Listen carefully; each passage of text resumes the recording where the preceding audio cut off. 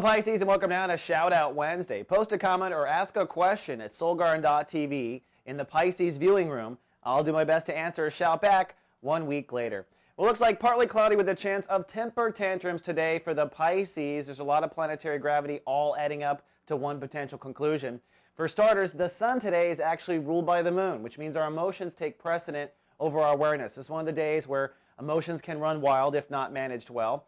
And the moon is now in Cancer, which puts emotional focus on your inner child for the next 2 days. Now, this is the space or sector of our awareness that's responsible for true romance, for our dreams coming true, for creativity.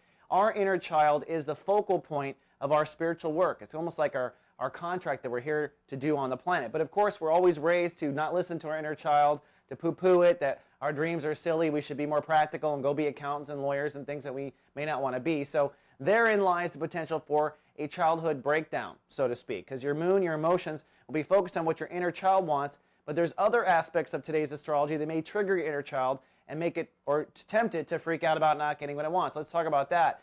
Now, the sun today, like I said, is ruled by the moon. It's in Aries, so you're already working on self-esteem issues and issues around soul capital, getting what you deserve, getting what you want, getting the value out of life that you deserve. So that's a setup as well. But the real triggering planet, I think, today is Mars. Remember yesterday I talked about Mars now opposing retrograde Saturn and Virgo. Well, today is one of those first triggers. Watch yesterday's horoscope if you want some details on that. Mars is showing that some sort of ego action, because it's in the house of ego for you, could lead to a breakdown followed by a breakthrough when it comes to issues of your ego and how you balance that in your long-term partnership. So I think that if there's going to be a fire today, it's between ego and long-term partnerships. However, having emotional focus on your inner child and the sun in Aries is a huge setup for a temper tantrum.